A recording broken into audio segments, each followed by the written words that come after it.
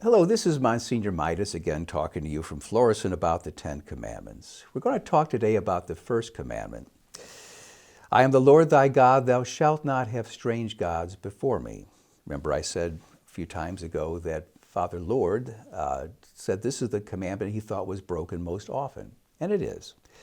Because God claims absolute dominion over our whole existence. Nothing less than that will satisfy him. Obviously, this would call out things like idolatry, worshiping demons, devil worship. Any God other than the one true God would be a violation of this first commandment. And the whole understanding behind that is that it's our most important obligation before God. If, for example, you were hired to work in a warehouse and empty the waste baskets, well, that's what the boss expects you to do. Even though the windows may be dirty and need cleaning, he'll fire you if you do that rather than empty the waste baskets.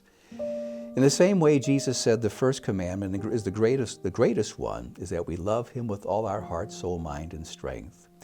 There's an awful lot of people who go through their lives not committing adultery, not committing bank robbery, and not so much because they love God, because they're afraid of being caught or being afraid of going to hell, That's nice. I mean, anything that keeps you from doing something really wrong is a good thing. But you're missing the whole point, though, if that's all it is to learn to love the Lord. And if we fail to do that, then we've really missed the whole thing. The idea is that nothing should take the place of God in our lives. I think one of the great ironies of our society is that every piece of money we have says, "In God we trust." The irony is that more people put trust in that money than in the God who we say we trust in. And we let an awful lot of things like that come before us and the Lord.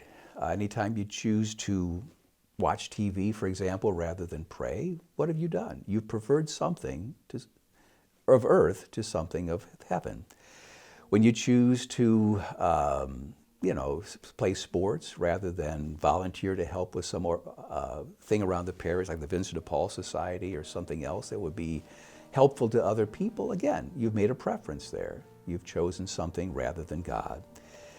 And we spend all kinds of things making these kinds of decisions throughout the whole course of our lives. There's a lot of things we choose that are not very godly. They may not be evil in themselves, but do they really lead us to God? That's the whole point. And to the extent to which they don't, then we are breaking this first commandment. I am the Lord thy God, thou shalt not have strange gods before me. And there's all kinds of false gods in the world today, things that have taken the place of God. It's gotten to the point that, you don't even hear the name of God mentioned because we have become such a godless society. And yet, folks, God is not mocked, that God demands that we give him everything that we have, the best that we have, the first fruits of the harvest. Remember the story of Cain and Abel, how Abel's sacrifice was pleasing to God because it represented the best of what he had. Cain's was not, because he gave God the leftovers, the things he couldn't use, the things he didn't want, the things that were valueless to him. How often do we give those things to God? Well, to that extent, we do break the first commandment. We don't think so much in terms of idolatry, that people actually worship, pagan things. And that's really what a lot of times we Catholics get a lot of grief from our Protestant brothers and sisters. They accuse us of worshiping statues and things like that. We do not. Graven images, as they're called in the law. We understand that we're not worshiping the image itself, but rather the spiritual reality, either the Blessed Mother or Jesus or God the Father, the Holy Spirit, that it represents. If we were to represent those things, then, and that's why things like superstition are also very wrong. Most people don't believe in superstition per se, and yet we find ourselves knocking on wood when when you say something outrageous, or not stepping on a crack, or not opening an umbrella inside a house.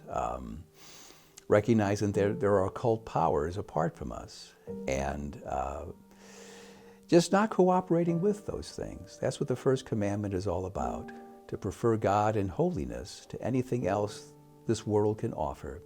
In doing that, we're following the first commandment. And I thank you for listening.